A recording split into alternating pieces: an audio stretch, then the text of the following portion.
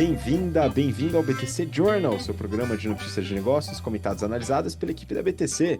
Meu nome é Gustavo Habib, eu sou instrutor de negociação e comunicação, e no episódio de hoje, dia 30 de agosto de 2024, falaremos sobre mercado de alimentos, alimentos adocicados. Especificamente, a gente vai falar sobre a Milk Moo e a expansão por franquias. Depois a gente vai falar um pouquinho sobre os resultados da Nestlé e a troca de CEO.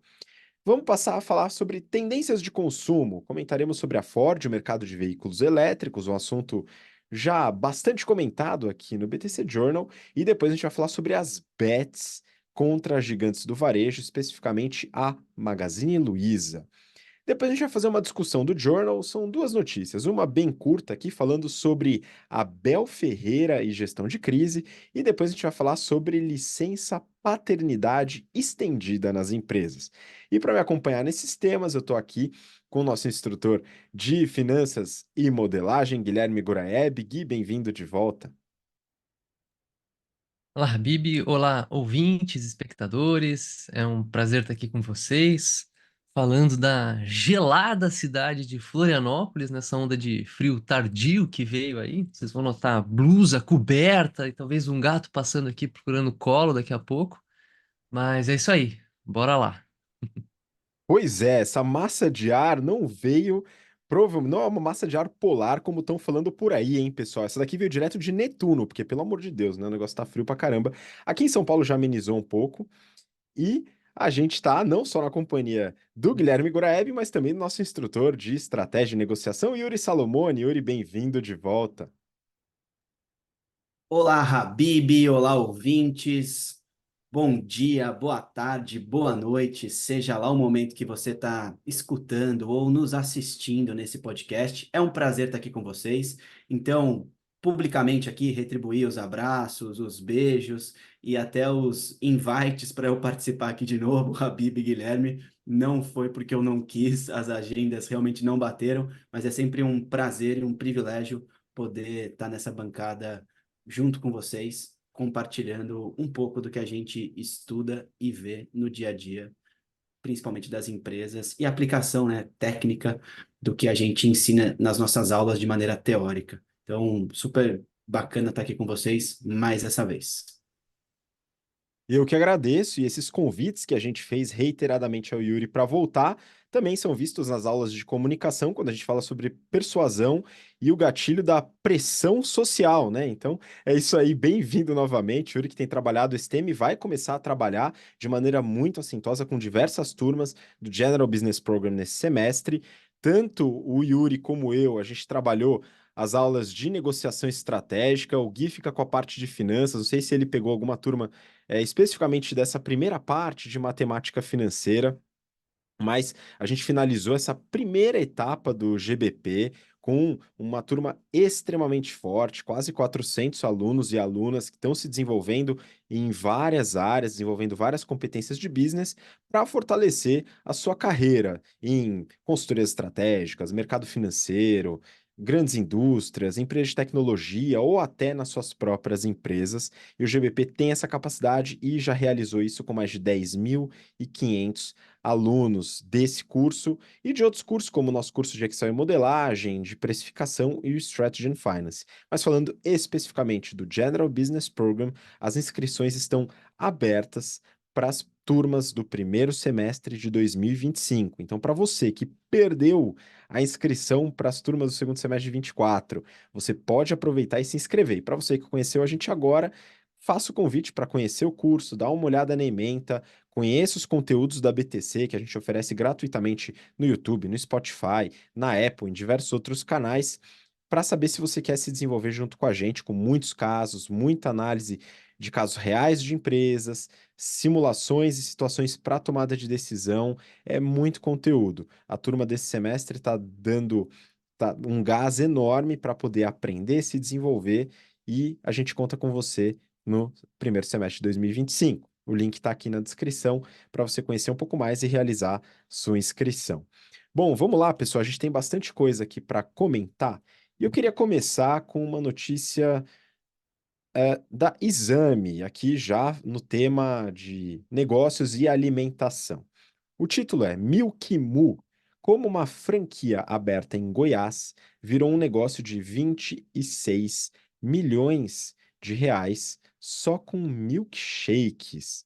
Yuri, eu tive o prazer de tomar esse milkshake e vou te falar que eu gostei muito mesmo. Então, ó, não tem absolutamente nenhum patrocínio de Milk Moo aqui nesse podcast. É possível que eu declinasse de eventual patrocínio, porque eu tenho um quê de tentar divulgar questões um pouquinho mais saudáveis, mas não tem jeito. Algumas coisas não fazem tão bem para a saúde, como o excesso de açúcar, mas que são gostosas pra caramba. E esse milkshake da Milk Moo realmente me surpreendeu no sabor, viu, Yuri? Mas, pelo jeito, o negócio me surpreendeu também na expansão. Conta um pouquinho do modelo de negócio.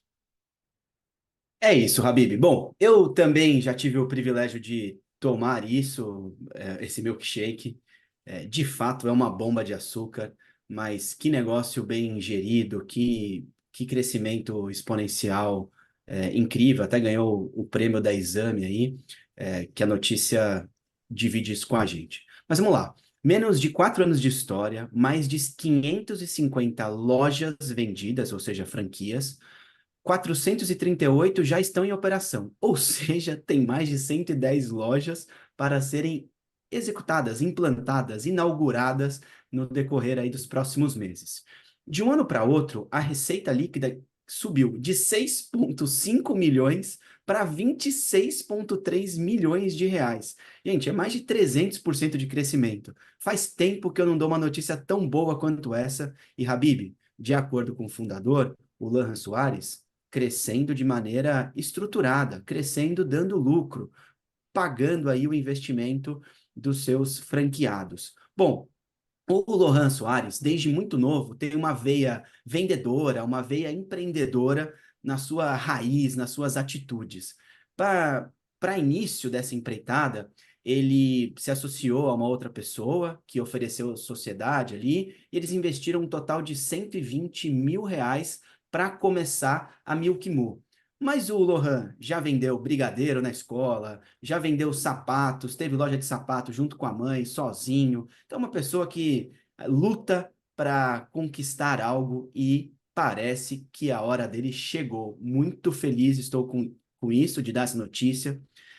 Quais são os diferenciais estratégicos da empresa dele? Bom, ele focou num portfólio simples, num portfólio de milkshake, ponto parágrafo, e ele investiu, ele desenvolveu uma força de marca impressionante, usou aí imagens instagramáveis, fez um brand incrível, a gente ensina isso nas nossas aulas de marketing aqui no curso, e está conseguindo entregar resultado. Hoje, são 3 modelos de negócios que eles vendem ou gerenciam. Um é quiosque, o segundo, loja de rua, e o terceiro, loja em shopping. O investimento para você abrir uma franquia dessa está da ordem de 190 mil reais, com um retorno sobre o seu capital investido entre 18 e 24 meses. Isso, dados do próprio empreendedor. Então, Habib, dividindo aqui com os nossos ouvintes, primeiro, que ele não desistiu. Segundo, que é uma pessoa que coloca em prática os princípios da estratégia. Portfólio simples, começa pequeno, estrutura, expande e executa adequadamente. O que eu vejo hoje no mercado de trabalho de mais difícil é que o Excel aceita tudo, as modelagens são maravilhosas, a venda é muito bonita, um PowerPoint incrível e a execução falha. Então, eu tento ensinar as pessoas com as quais eu converso a executar bem um plano estratégico.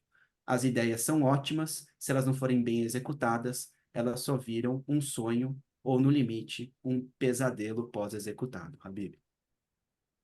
Excelente. Aqui um caso bem sucedido de expansão através de franquias. Como o Yuri falou, são 3 modelos de franquia que eles estão hoje. A que eu fui era um quiosque, que é um modelo que costuma ter um investimento um pouco mais baixo e receitas, em média, também um pouco menores do que uma loja maior, mas possivelmente mantendo o mesmo payback, esse payback de 18 a 24 meses. A gente vê algumas franquias com esse payback razoavelmente curto. Então, vale a pena eventualmente analisar, caso seja interesse, tem interesse em abrir uma franquia e tal, avalia, porque o produto ele é bem gostoso. E se você, assim como aqui em casa, tem o hábito de ter um dia do lixo na semana, recomendo dar a chance para Milk Moo nesse seu dia, né, e se esbaldar no milkshake que eu achei bastante gostoso, né, mas a gente viu que o modelo de negócio também é funcional. Vamos dar sequência, pessoal, falando também, aproveitando o tema doces, né? Vamos para chocolate e dentre outras coisas que essa pequena startup produz, né? Neofeed, Nestlé troca o CEO contra o gosto amargo dos resultados.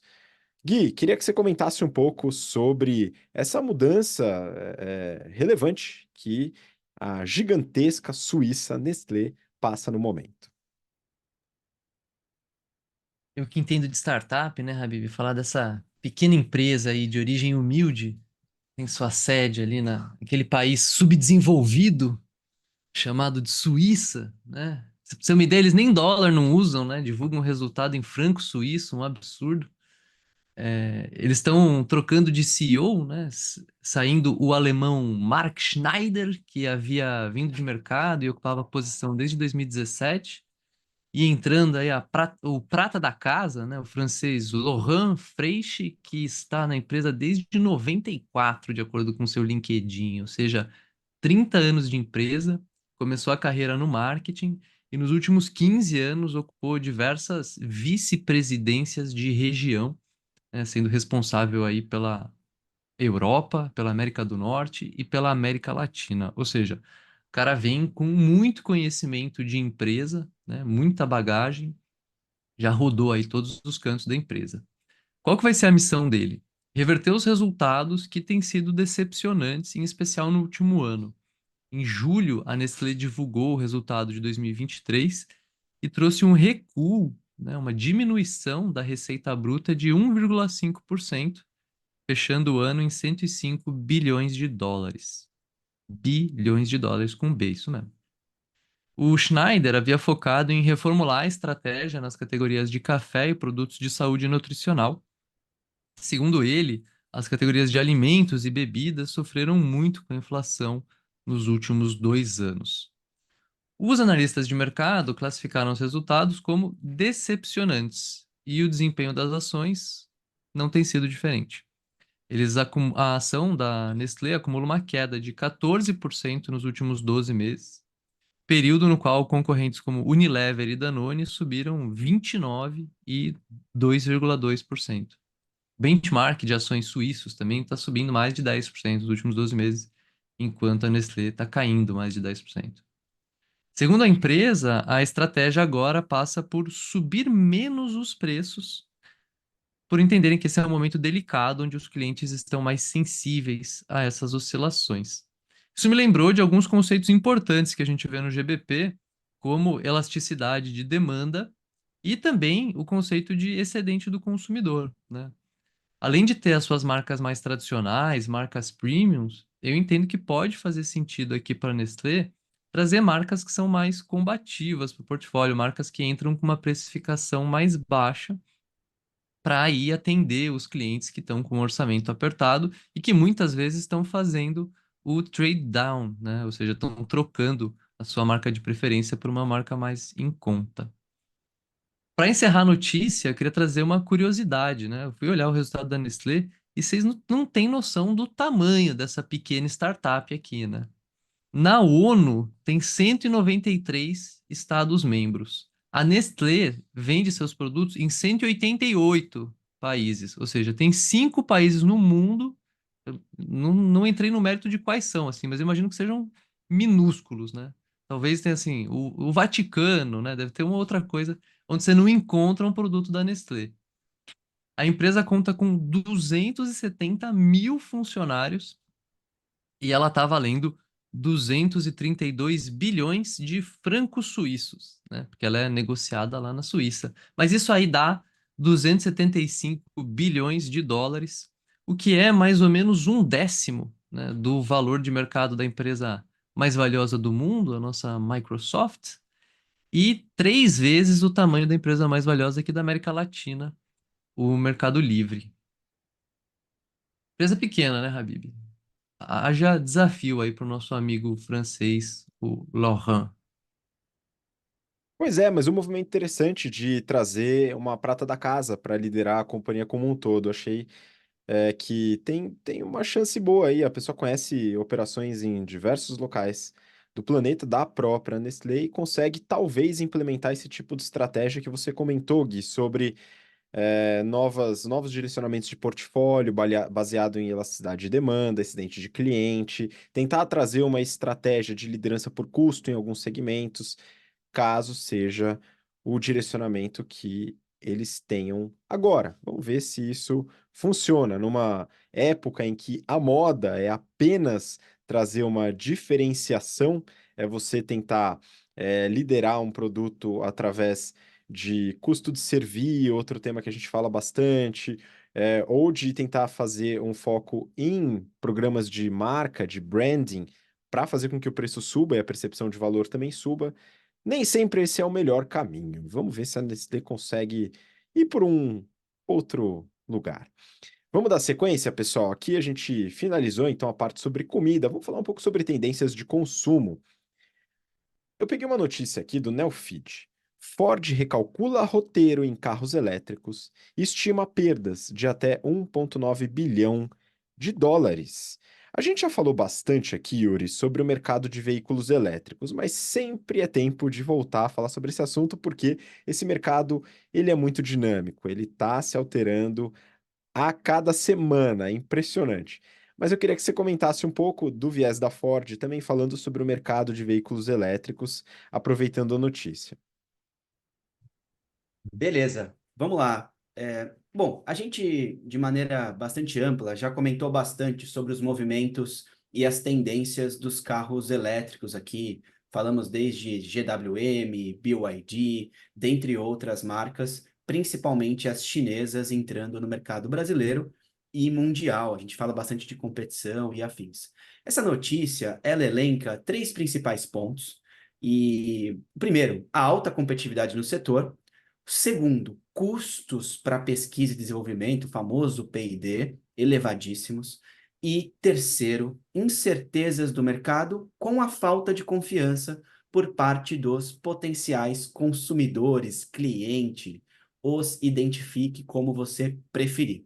Bom, eles anunciaram recentemente que lançariam um SUV 100% elétrico e agora, adorei esse trocadilho aqui, recalcularam a rota. Então, disseram que ia lançar, não lançaram. E aqui o grande desafio é colocar estrutura suficiente, autonomia no carro, para que os clientes possam usar aí no seu dia a dia. Então, um veículo com preço acessível, um veículo elétrico com preço acessível, começa de uma bateria com preço acessível. É o principal ofensor deste modelo de negócio, deste tipo de produto, e aqui precisam as montadoras de uma aliança estratégica forte, se associar com alguém que já faz boas baterias, que tem tempo de vida útil bom, que seguram bastante a carga, que tenham capacidade de armazenamento de carga, ou passar a fabricar tais produtos. É o famoso make or buy, né? E aqui você faz ou você se associa com alguém ou compra alguém, beleza? E ambas as soluções não são triviais. Este hoje, para mim, é o fator crítico de sucesso do lançamento barra sucesso barra continuidade por parte dos veículos elétricos para eles se tornarem algo de fato acessível, algo de fato que a gente não fique medindo se vale a pena ou não. Bom, essas notícias todas, elas chegaram pós resultados da Ford, que foram analisados recentemente pelo mercado como, abre aspas, decepcionantes. As ações sofreram quedas expressivas e agora o CEO, o RI, as pessoas que falam em nome da empresa precisam dar uma resposta. E aí, vamos nos colocar nos lugares dessas pessoas. Vamos tomar uma decisão no momento de crise, de incerteza e de desconfiança por parte dos investidores. Não gostaria de estar na pele dessas pessoas. Ao passo que pode ser uma oportunidade para um bom tomador de decisão fazer o básico bem feito. Então, arruma os financials, organiza a cadeia produtiva, coloca dinheiro suficiente para desenvolver ou comprar uma empresa. Mas aqui, Habib, eu estou vendo o mercado de carros elétricos no geral quase que no all-in do poker. Eles estão quase, assim, ou vai agora, ou talvez não vá nunca mais, porque enquanto as baterias não forem resolvidas, enquanto essas incertezas do mercado, nossa, aqui eu, você, eu não lembro o Gui, mas eu e você, Habib, comentamos na última notícia sobre carros elétricos, eu troquei de carro recentemente. E eu fiz conta pra caramba. Eu vi todos os prós e contras e ainda tomei a decisão de manter o meu veículo a combustão. Eu ainda estou inseguro.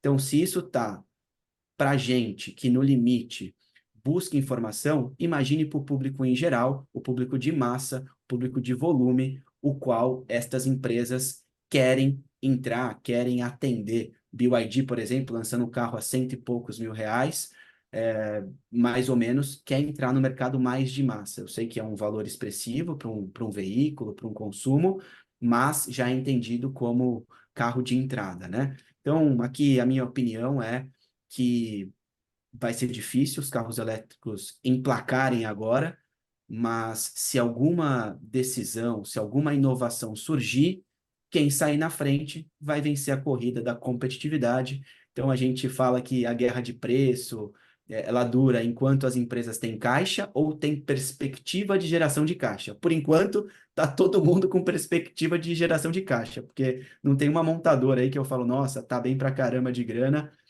tirando as de luxo, né? Mas que está bem com os financials, atendendo às expectativas do mercado. Para finalizar, eu vi um meme essa semana que eu achei maravilhoso. As empresas hoje não precisam mais superar as expectativas do mercado, tem que nocautear as expectativas do mercado para valer a pena e o investidor de fato manter o seu rico dinheirinho ali investido na empresa, né? E a tendência de investimento nas empresas, num passado não muito recente, as pessoas deixavam 5, 10 anos o dinheiro investido, hoje não passa de 6 meses em média. Então, querer fazer tudo rápido está impactando também o mercado financeiro. Isso, óbvio, dá um rescaldo aí, pega de rabeira o mercado dos carros elétricos quando falamos aqui de desenvolvimento de novas plataformas e novos negócios. Pois é, Yuri, aqui a gente aborda três temas que você e os demais instrutores e instrutoras de estratégia colocam tanto no GBP como no Strategy and Finance. O primeiro é competição. E aqui a gente tem que falar de China, né? A China joga outro jogo. Na China não tem tanta preocupação que os Estados Unidos, outros países têm em relação a variações de taxa de juros ou déficit fiscal. E lá tem 1,4 bilhão de pessoas, é um mercado consumidor interno que fortalece muito esse crescimento através de escala, volume. Esse é um primeiro ponto, a competição. A competição ela está implacável no segmento de veículos elétricos contra as montadoras tradicionais. O segundo ponto é o que você já falou aqui, que é P&D, pesquisa e desenvolvimento. A luta por encontrar uma bateria que consiga unir tanto a segurança como a carga, né, conseguir dar uma autonomia maior para o carro como um carregamento rápido para facilitar isso, também é um grande desafio. O terceiro ponto, ao meu ver, aí está no consumo, e isso envolve também o que a gente chama de experiência do usuário. E a ideia de você ter que ficar meia hora num lugar esperando necessariamente para conseguir seguir viagem é problemático, ou eventualmente problemas que dizem respeito a carregamento no prédio, prédios antigos, todo o cabeamento que tem que ser trocado, como fazer com que o prédio não arque com o abastecimento de um morador e assim por diante, tá? Então, são várias questões que têm algumas soluções, muitas delas, mas que precisam ser endereçadas. Gui, você quer complementar sobre o tema? Quero sim, cara. É, acho que sobre carro elétrico, né? Acho que primeiro ponto, né? Quem já andou num carro elétrico, né? Acho que tem uma questão é a experiência de andar num carro elétrico. Eu fiz um test drive de um modelo S da Tesla há uns, sei lá, 6 anos lá nos Estados Unidos, de passageiro. Não podia dirigir porque precisa ter o seguro específico lá do americano. E achei sensacional, assim, incrível a experiência. Eu visitei os Estados Unidos no começo desse ano e 80, 90% dos Uber que eu peguei era tudo Tesla. É o carro oficial do Uber, é o Model 3, que é o sedã mais em conta, e cheguei a pegar o Model Y também, que é o SUV mais em conta também da Tesla. Então, nos Estados Unidos isso está muito melhor resolvido do que aqui, né? Então, beleza, a experiência de dirigir é legal, o carro é legal. Mas como é que é a questão da praticidade, né? Será que a gente já resolveu os problemas que precisam ser resolvidos para o carro fazer sentido no dia a dia, né? Você falou do carregamento. Cara, o prédio que eu moro aqui em Floripa não é um prédio relativamente novo, tem uns menos de 10 anos. Não tem nenhum carregador elétrico. E eu imagino que a regra de todos os outros prédios seja não tem nenhum carregador elétrico. Quando você mora em casa, é mais fácil de colocar. Em prédio, é um saco, porque precisa, né, ver se quem que vai pagar, como é que vai ser, tem infraestrutura, tem não sei o que lá, precisa de uma alimentação nova da rua. Não é simples.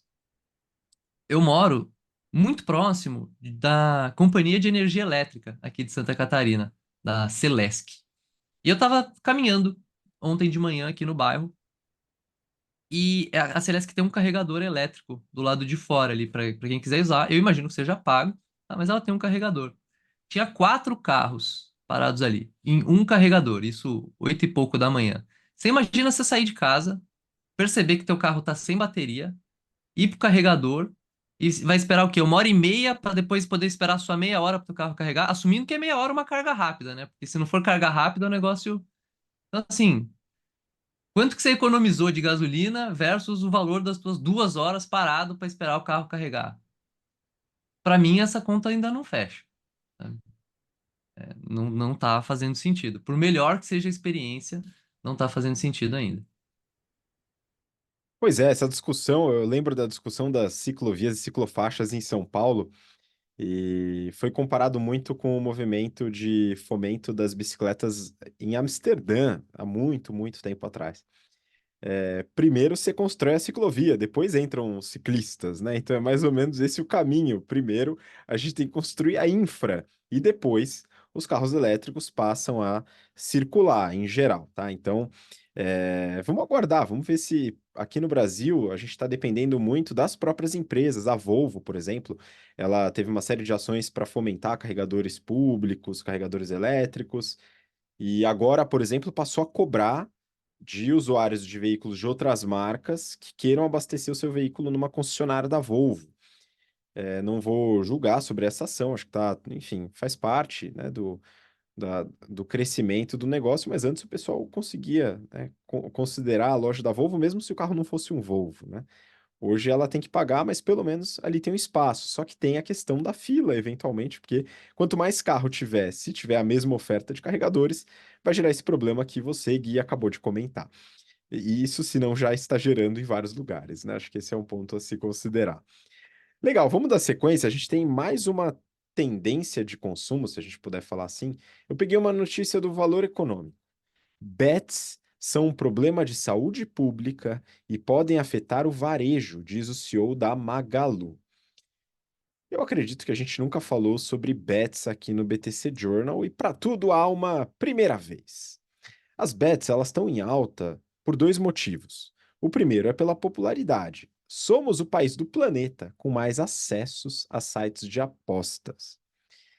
O segundo é pelos problemas sociais causados por elas, já embasados por alguns números. Uma reportagem da CNN, ela traz projeções do Itaú, que é um relatório que eu acredito que vocês dois deram uma olhada, sobre o segmento das apostas online. Isso engloba tanto aposta esportiva como demais apostas. A estimativa é que o mercado movimenta mais de 68 bilhões de reais por ano, isso falando do ano passado, sendo que desse valor 24 bi não voltam, ou seja, o valor que fica com a mesa, é o valor gasto, dispendido, é despesa. Obviamente, a casa sempre ganha. Nesse caso, de cada R$ 3 apostados, um é perdido. O que quer dizer que alguém pode até ganhar em algum momento, mas no longo prazo deve perder bastante. A Strategy End, que é a consultoria estratégica da PwC e, por acaso, cliente da BTC, realizou uma análise sobre o mercado e constatou que as apostas representam 76% das despesas em lazer e cultura nas classes D e E. O relatório do Itaú também traz dados relacionados à participação das apostas nas despesas com lazer e cultura. Qual a consequência? Aumento do endividamento e redução do poder de consumo de outras coisas, como bens de consumo, eletrodomésticos, outros produtos, e aí que entra a Magalu. O CEO Fred Trajano, ele diz à reportagem que o crescimento deve ser exponencial das bets e que o mercado é pouco regulado, aqui dando a entender que deveria ter maior regulamentação.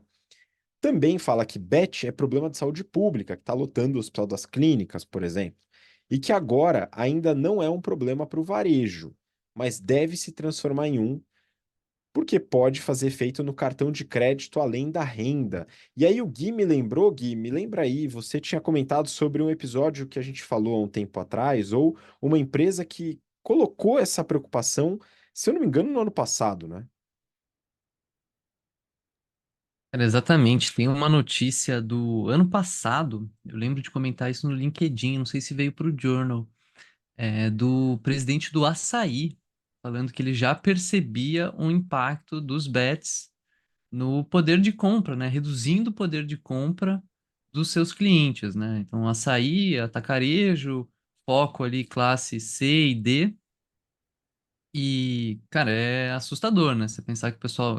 Ninguém vai no açaí comprar carro novo, carro elétrico, né? O pessoal tem lá comprar arroz, feijão, farinha, suco. Então, o pessoal tá deixando de comprar comida, né? Até estranho a comparação, né? De falar, pô, tu tá pegando 70% do lazer e qual que é a categoria? Lazer e cultura, né? Cara, essa pessoa não tá indo no cinema, não tá fazendo curso, ela tá deixando de comer para jogar dinheiro fora no Betis, né? É uma epidemia mesmo. Para mim, a regulação aqui não é no caminho que a gente está andando, infelizmente, com todo mundo investindo e tá todo lugar, né, cara? Você entra no Twitter, é só bet pra todo lado, todas as redes sociais estão fazendo muita propaganda, né? Estão muito presentes ali, porque óbvio, né? Por cada R$ 3 que você põe lá, um fica com eles, um cassino é o quê? 2% a margem dele. Aqui é 30 e paulada por cento a margem do Bets, cara. Tem que ser muito tonto pra jogar, né? É, e muito influenciado, coisa que eu vou falar já já. Mas realmente ela está em todos os lugares, todos os tipos de bet. Mas apesar disso, viu, Gui, o Fred Trajano, ele tá otimista com o Brasil, principalmente na possibilidade de redução de juros nos Estados Unidos. Olha aí a preocupação em relação à política monetária. Ele também repetiu esses dados de movimentação das bets, perto de 70 bi, com perda de 25. E o Valor, diz o jornal, o Valor Econômico, diz que tem acesso a dados mostrando que a expectativa é de que nesse ano o valor movimentado passe de 120 bilhões de reais. Teve uma outra reportagem que eu li ontem, que foi uma declaração do presidente da CVM, a Comissão de Valores Imobiliários, sobre as bets. O João Pedro Nascimento, presidente da CVM, ele foi perguntado se acredita que as bets vão afetar o mercado acionário, né, o mercado de valores imobiliários, de investimentos, e na visão dele, não, mas afeta a economia. Ou seja, as bets não são de fato vistas como investimentos, apesar dessa insistência equivocada de influenciadores irresponsáveis em colocar essa ênfase, direto ou indiretamente, e eu já vi isso acontecendo diversas vezes. É o seguinte: se um influenciador ou uma influenciadora fala, isso aqui não pode ser considerado um investimento, mas tudo que vem depois do mas é uma forma indireta de colocar como se aquilo fosse o que estava antes do mas, tá? Então, fiquem atentos a esse tipo de comunicação, beleza? É importante. Aqui a gente tem o presidente da CVM colocando isso de forma clara e um esforço bem grande de muitos meios de comunicação falando que isso não é investimento, não é, de forma alguma, não pode ser visto como investimento sob nenhum critério. Então é um cuidado que as pessoas têm que tomar. Pode entrar como entretenimento, como lazer, como cultura, apesar de cada vez mais pessoas e meios e especialistas colocando como um problema de saúde pública e, em alguns casos, até uma epidemia. E afeta a vida dos brasileiros negativamente. Mas é o seguinte, eu queria colocar aqui alguns números da Magalu. A Magalu, de fato, ainda, pelo menos pelos números, não foi afetada pela, pelo que seria esse resultado das bets, de redução de poder de compra, de problemas no consumo de cartão de crédito, ainda não. As vendas totais da Magalu chegaram a 15,4 bi de reais no segundo tri de 2024, resultado divulgado mais ou menos recentemente. Isso foi um aumento de 4,8% em relação ao segundo tri de 23. As vendas online representam 70% desse volume e tiveram um crescimento bem tímido de 0,9%. Já lojas físicas, que representa 70%, aumentou 15% no período de um ano. E um dado que é bem representativo nas lojas físicas e que todo analista de varejo faz é o crescimento nas mesmas lojas, conhecido Same Store Sales. Esse aumentou 16%, bem expressivo. A margem bruta subiu 2,1 pontos percentuais, chegando a 30,9, e a margem EBITDA aumentou 2,8 pontos percentuais, chegando a 7,9, ou seja, aumentos representativos de margem, mostrando eficiência operacional do lado da Magalu, empresa que foi bastante criticada nos últimos resultados por prejuízos e perdas operacionais. Então, ela está conseguindo dar a volta. Por fim, o lucro líquido tímido, extremamente tímido, de 37 milhões de reais, uma margem de 0,4%, mas pelo menos melhor do que resultados anteriores que trouxeram prejuízo para a Magalu. A Magalu está num desafio enorme com competição, Mercado Livre, Amazon crescendo no Brasil, mas principalmente o Mercado Livre, e em relação a outras soluções, até que vêm de fora, né? E-commerces vindos da China e outras lojas físicas, como as Casas Bahia, que têm feito todo um trabalho de rebranding para poder fortalecer vendas e tal. Então a competição já é dura com a Magazine Luiza, mas ela está conseguindo aqui dar uma atenção. Vamos ver se as bets não vão complicar ainda mais a vida da Magalu. Isso é uma expectativa. A gente espera espera no sentido de projetar, né? Não no sentido de que há esperança, né? De que a Magalu sofra um pouco com as bets. E fica o recado para você tomar um cuidado. Não sei se algum de vocês queria complementar, que vocês viram, né, o relatório do Itaú. Yuri, algum ponto aí em relação à influência das bets no varejo ou em outro mercado? Sim, Habib, a gente tem. Eu queria levantar a seguinte questão aqui, que é a questão da regulamentação das bets. A gente ainda não tem regulamentação. E aí, da mesma forma que a gente avaliava lá os patinetes elétricos na época que foram lançados pela Grow, Yellow e afins, é, ao passo que as empresas colocaram isso no mercado como ponto positivo, porque não tinha regulamentação, que era uma baita oportunidade, hoje as bets estão sem regulamentação. Ao passo que as empresas atuam nesse setor como oportunidade, eu vejo como grande risco, dado que a regulamentação pode inviabilizar ser tão rentável quanto elas são hoje. Ponto de atenção é que os patinetes elétricos não tiveram tanto lobby quanto as bets estão tendo atualmente. Então, arrisco dizer que as bets se darão bem desde que façam adequadamente o lobby necessário para a regulamentação ser adequada para elas. O que é um grande risco social, na minha opinião, Habib.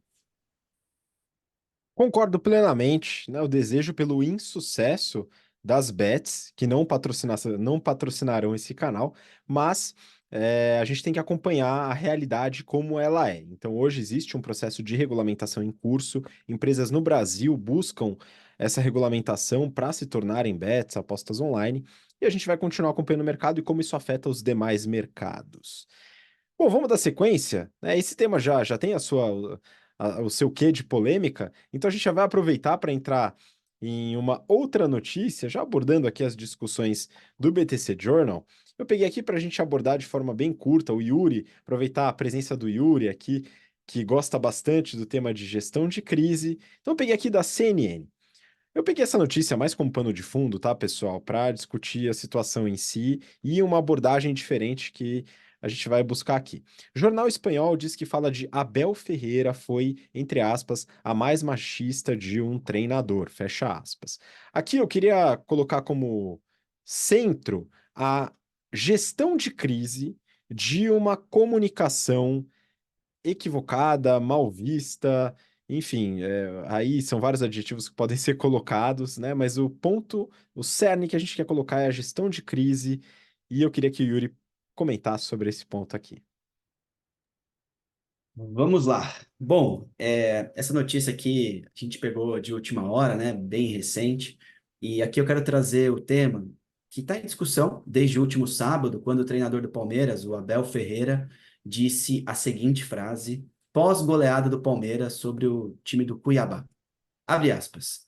Há uma coisa que vocês têm de entender. Ele falou isso após uma pergunta da repórter, uma mulher, a Aline, e complementou: Eu tenho de dar satisfação para três mulheres: minha mãe, minha esposa e a presidente do Palmeiras, no caso, a Leila. Bom, essa frase teve uma repercussão negativa absurda, por ser uma fala machista. E aqui eu quero elencar aí três pontos nessa história. Primeiro, ouvintes, tudo é gravado, filmado. Cuidado com as frases que você emite, cuidado com a mensagem que você passa. Esteja preparado para gerir crise. Saber geri-las vai ser o potencial diferencial dos grandes líderes do futuro. E aqui não foi a primeira, nem a segunda, nem a terceira vez que o Abel Ferreira que o Abel Ferreira, de alguma forma, incorreu num problema grave de falar, aspas, besteira. Ele vem, pede desculpas, em outras ele não pediu desculpa, não se retratou. Neste caso aqui, ele teve de se retratar. O segundo ponto, que é o motivo pelo qual, para mim, ele se retratou tão rapidamente, a, um dos maiores eventos do mercado financeiro atualmente é a Experts, da XP. E a XP, no dia seguinte, domingo, anunciou que o Abel ele seria um dos palestrantes deste evento. Rapidamente, o Abel teve que pedir desculpas para a repórter, pedindo para se retratar.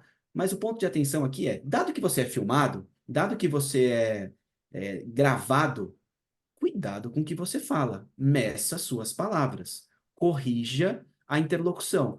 Então, o meu ponto de atenção nesta reportagem, nessa gestão de crise é se prepare intensamente para os seus problemas. Veja, o Abel Ferreira é um treinador de futebol. Ele tem especialidade, talvez, em liderar as pessoas ali no campo, conhece a tática, conhece das regras do futebol, conhece das regras que ele tem que colocar para os seus jogadores se darem bem, ganhar títulos, jogos e afins.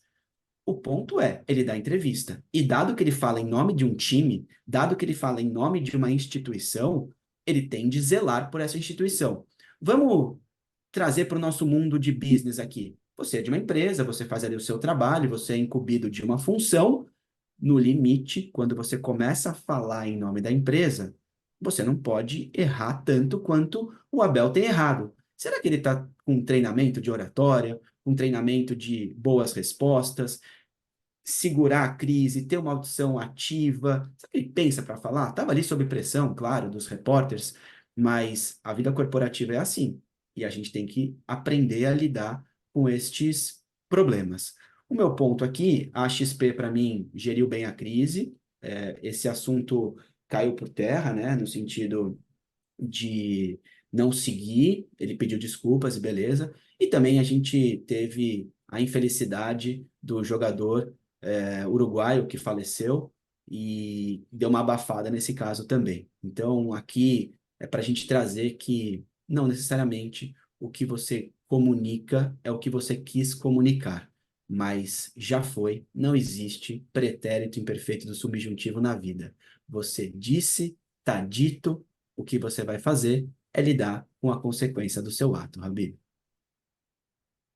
Olha, coincidentemente, nós, na última semana, desenvolvemos esse tema junto a dois de nossos clientes, duas empresas, uma empresa multinacional muito grande do setor químico. Eu pude trabalhar com algumas equipes dessa empresa em algumas plantas, no tema comunicação e storytelling, onde gestão de crise foi um dos casos abordados, e como preparar o texto, como escolher não só as palavras, mas a forma de você organizar o texto para ajudar a lidar com uma situação difícil. E o Yuri trabalhou esse tema numa consultoria brasileira também, que cresce bastante, para ajudar os consultores também nessa construção. Uma boa comunicação, ela é preparada, ela não é feita de sopetão.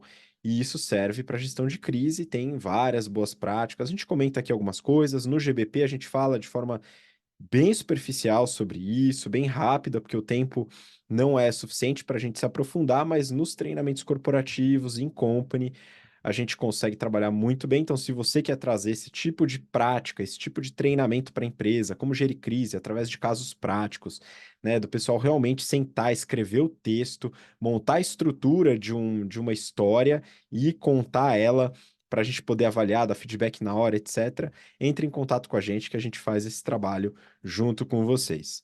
Bom, vamos dar sequência agora para o tema que é de fato a discussão do BTC Journal dessa semana. Eu peguei aqui da Forbes. 8 em cada 10 pais querem mais dias de licença paternidade. E a gente já falou sobre temas correlacionados, benefícios para empresas, licença paternidade. Não lembro se a gente chegou a comentar aqui. Uma memória aqui me diz que sim, que a gente comentou sobre esse tema, mas não de forma principal. Aqui a gente está falando sobre licença paternidade estendida que algumas empresas oferecem aqui no Brasil e alguns países têm como legislação uma licença semelhante à licença maternidade. Queria que você comentasse um pouco sobre a notícia para a gente começar esse bate-papo. Vamos lá. Bom, a matéria da Forbes traz dados da pesquisa Radar da Parentalidade, realizada pela consultoria Filhos no Currículo, pelo Talences Group e em parceria com o Movimento Mulher 360. Foram ouvidos 800 profissionais que possuem ou estão à espera de filhos. No Brasil, a lei determina uma licença parental de 120 dias para as mães e 5 dias para os pais. Essa licença pode ser estendida para as empresas que aderirem ao programa Empresa Cidadã, lançado em 2016. E aí, por ele, a empresa consegue ter alguns benefícios fiscais, né? Porque ela vai arcar com esse custo de uma licença adicional, mas ela consegue abater isso de imposto. Que custo seria esse? De estender as licenças das mães de 120 para 180 dias e dos pais de 5 para 20 dias. Ou seja, quem segue a lei à risca e está no programa Empresa Cidadã, está aproveitando esses benefícios fiscais, hoje dá 180 dias para as mães, 20 para os pais, ou seja, 9 vezes mais tempo de licença para as mães. Não tem como a gente imaginar, né, romanticamente, nenhum tipo de divisão das responsabilidades da parentalidade que seja similar entre os pais e mães com uma licença como essa, né, assumindo que ambos trabalhem.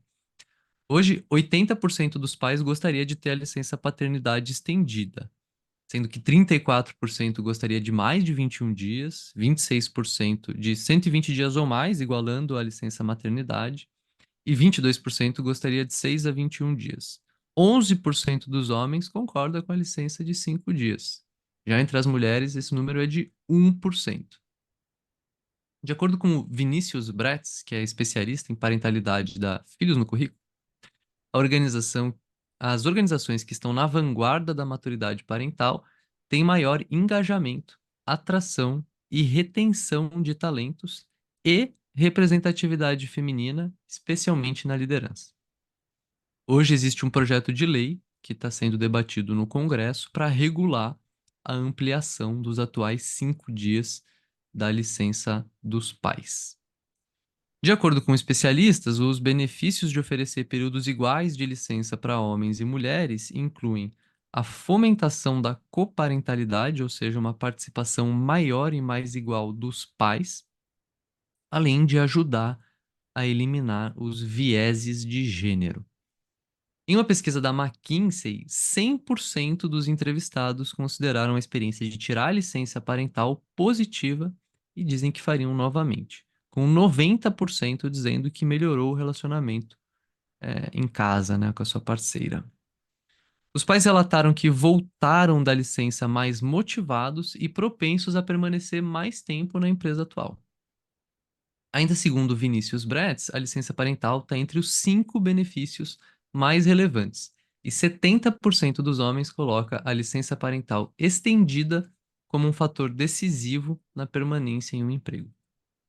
A matéria ainda cita algumas empresas que hoje possuem licença paternidade estendida, como Boticário e Nubank, as quais eu adicionaria algumas que eu conheço pessoalmente, essa política, né? Como a Pipo Saúde e a Sanofi.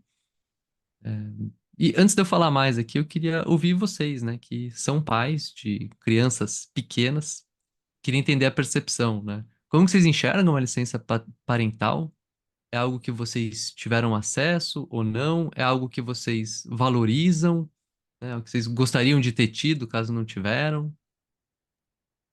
Vamos lá, Gui, deixa eu começar com essa, Habib. Bom, primeiro que eu não tive a licença paternidade, aliás, eu tive os 5 dias. Eu sou absolutamente a favor da licença maior, mas eu gostaria de fazer duas ponderações aqui.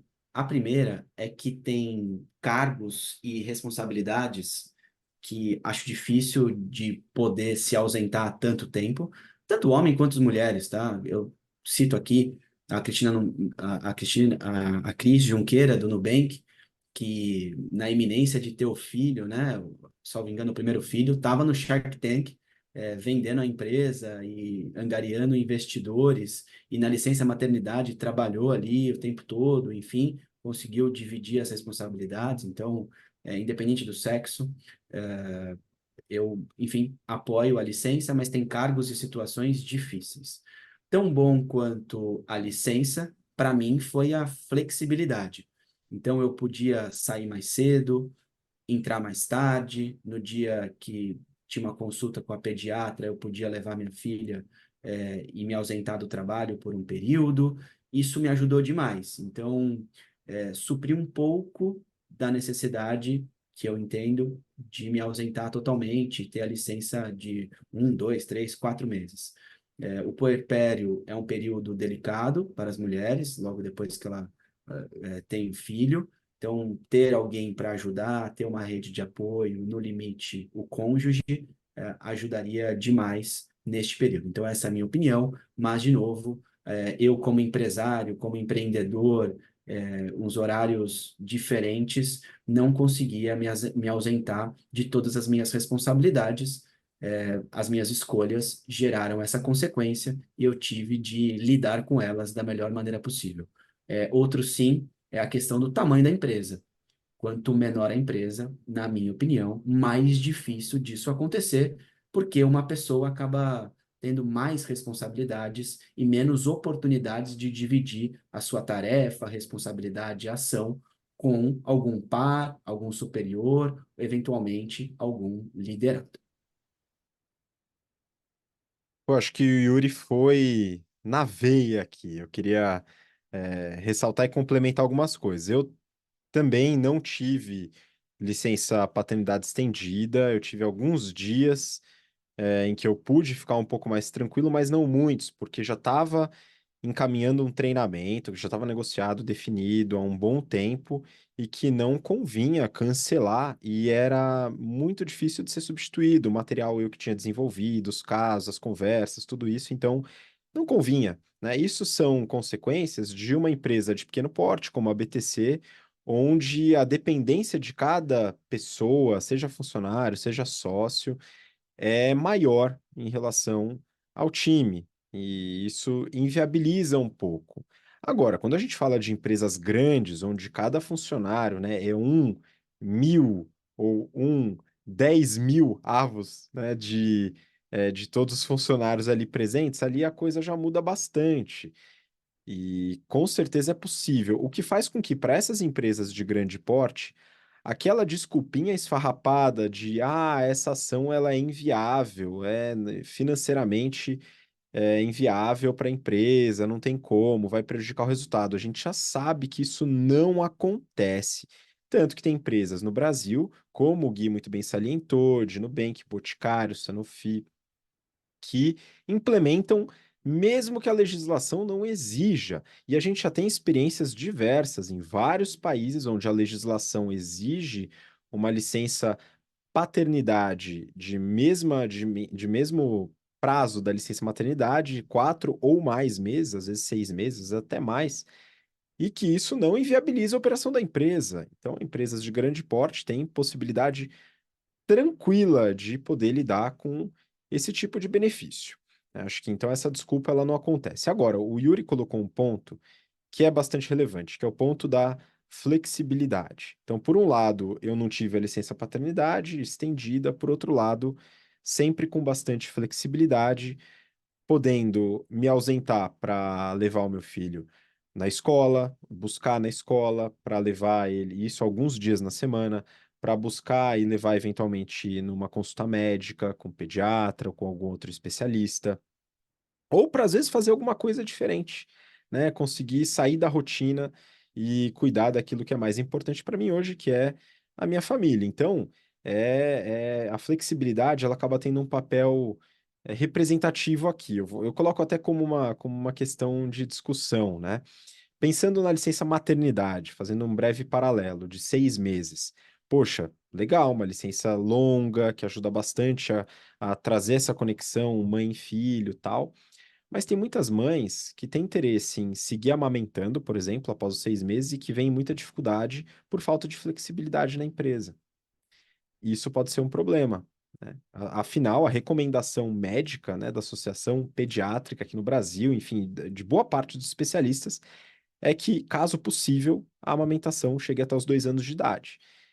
Qual empresa tem essa flexibilidade, né? Algumas disponibilizam sala de lactação e etc., mas a gente sabe que estando o dia inteiro na empresa já é uma grande dificuldade. Então, o mesmo valor que eu dou para a licença maternidade, mas a licença paternidade, que é o tema aqui hoje, estendida, eu dou para essa flexibilidade que o Yuri comentou. E as ponderações de tamanho de empresa, é muito importante levar isso em consideração, e o próprio cargo, a própria posição, ela pode dificultar. Em empresas maiores facilita um pouco, né? Um executivo tal pode eventualmente tirar uma licença um pouco maior, mas com alguma dificuldade, mais difícil do que cargos de analistas, coordenadores, gerentes e assim por diante. Então, sim, sou favorável, infelizmente não tive, mas a flexibilidade ela acaba de certa forma compensando essa licença paternidade não estendida. Eu acho que a empresa deve pelo menos pensar numa das duas formas para facilitar essa conexão entre pai e filho, que vai ser importante para a família e para a sociedade. Enfim, é isso que eu queria colocar aqui. Passo a bola de volta para o Gui terminar a análise aqui e os pontos dele. Boa. Bom, eu não, né, não utilizei licença paternidade, mas eu trabalhei numa empresa que tinha licença paternidade, que foi a Educar. Na época, o pai ou mãe, né, a licença independia do sexo, ele poderia tirar 6 meses de licença é, consecutiva, né, 6 meses consecutivos, dentro dos primeiros 12 meses depois do nascimento ou da adoção de um filho. E eu, quando estava lá, presenciei algumas pessoas usando a licença. Um caso, por exemplo, específico, era um desenvolvedor. A esposa saiu 6 meses, a esposa não trabalhava lá, né, mas ela tirou a licença de 6 meses e quando terminou a licença dela, ele tirou a dele. Então, durante o primeiro ano de vida da criança, um dos pais estava full-time com ela. Isso eu acho que foi algo bem interessante de ter essa flexibilidade, né? Aí, primeiro, eu queria dizer como que eu me sentia, né, trabalhando numa empresa que tinha licença paternidade estendida, né? A minha percepção era de ser acolhido, né? Era um sentimento de empatia, né? Porque eu sabia que eu estava me dedicando para a empresa, estava gerando valor ali, mas que se eventualmente eu tivesse, né, uma criança em casa, eu poderia, por 6 meses, não me preocupar e tá, né, focado nesse projeto de vida que é a criança, que é especialmente esse começo, né, de adaptação. Em segundo lugar, outra coisa que eu percebi era uma dinâmica diferente no ambiente de trabalho, né? Seja consciente ou não, né, eu ter uma certa preferência para contratar um homem para qualquer tipo de função, preocupado com uma eventual gravidez, deixava de fazer sentido nesse contexto, né? Porque se qualquer pessoa, homem ou mulher, quando tem um filho, ia sair 6 meses de licença, ou poderia tirar 6 meses de licença, tanto faz, né? E eu vi, né? Eu mesmo tive alguém do meu time que nasceu o filho, era um homem, e saiu. Foi lá ficar os 6 meses na licença dele. Assim como teve esse desenvolvedor, então tinha. As pessoas usavam esse benefício e você tinha que ver os líderes das áreas, né, se adaptando. Então, acho que caía essa questão de um eventual preconceito, consciente ou não, com relação a preferências ali de sexo, né? Por outra, eu sempre fui o cara do financeiro, né? Eu fui lá e calculei o custo desse negócio. E era um custo marginal, assim, muito baixo. Você pensar que você vai bancar o salário de alguém por 6 meses, parece muito relevante. Mas quando você olha taxa de natalidade, quantos filhos a galera tem, tudo que você gasta na folha, é um negócio muito pequeno, né? Então, a minha percepção era de que o custo marginal disso era baixo e quem não estava sendo beneficiado se sentia acolhido, quem estava sendo beneficiado amava, porque obviamente poderia se dedicar mais pro seu filho, né? Filho ou filha. Dito isso, eu acho que se o CEO tivesse um filho, ele ia sair? Não acho que ele ia sair, né? Como o Yuri trouxe o caso da Cris Junqueira no Nubank, cara, o CEO é uma posição difícil de substituir. Diretor de empresa ainda é uma posição difícil. Mas para 98% das pessoas que não estão ocupando o cargo de CEO ou diretor, ou que não estão numa empresa que tem 5, 6, 10 pessoas, né, onde cada um é muito insubstituível, né, muito difícil de substituir e de acomodar isso, eu acho que faz todo sentido, né? E nessas situações onde você talvez não caiba uma licença parental estendida, e não só nessas, mas em todas as outras, eu também concordo que a flexibilidade, né, um outro lado dessa moeda, ela é muito interessante. Eu já tive no meu time mães que saíram de licença maternidade, voltaram, né? Então, tanto o período de gravidez quanto o período pós a licença maternidade. E eu percebia, nesse período pós, quão valioso era a flexibilidade, né?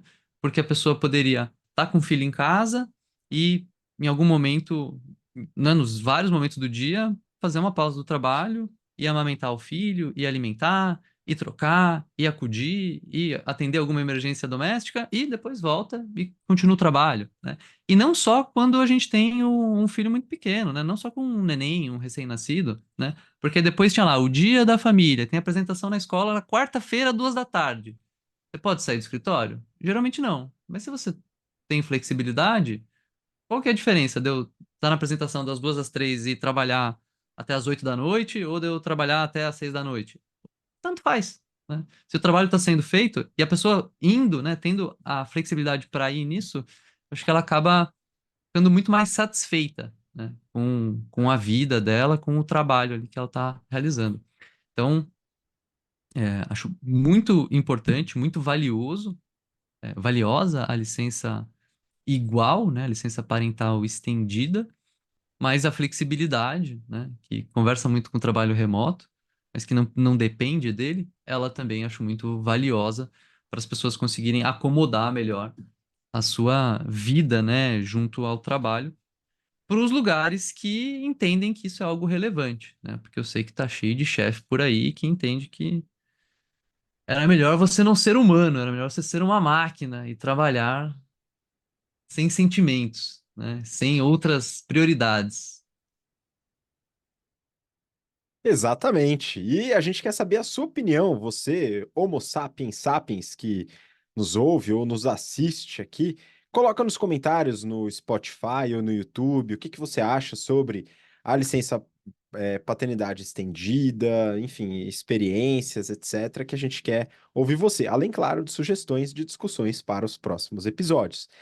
E com essa importantíssima ponderação do Guilherme Goraeb agora, e reforço a ideia de que a licença paternidade igual à licença maternidade contribui sim para a redução de discriminação de gênero na contratação e na manutenção de profissionais nas empresas. Isso já foi visto também na Europa e alguns países que colocaram na sua legislação essa licença parental equânime entre os gêneros. E fica aqui a nota final aí dos participantes do episódio. Então, Gui, obrigado de novo pela sua participação, né? Tudo aquilo que você contribuiu aqui no episódio e espero que a gente se veja aí na próxima semana. Boa. Habib, Yuri, valeu pela presença. Foi ótimo estar aqui com vocês. E aos ouvintes, espectadores, obrigado pela paciência, né? Obrigado por ouvirem, por nos assistirem. e nos vemos na próxima semana. Valeu, galera. Muito obrigado. E você também, Yuri. Obrigado pela sua participação de novo aí nessa semana com a gente. Obrigado, Habib, Gui e a todos os ouvintes que nos acompanharam por este podcast, por essa edição desse podcast. Então é um prazer ter estado aqui com vocês e até a próxima, talvez na semana que vem. Espero muito e agradeço também você que nos acompanhou até agora, pelo interesse, pela paciência e temos um encontro marcado para a próxima semana em mais um episódio do BTC Journal. Um grande abraço, até lá. Tchau, tchau.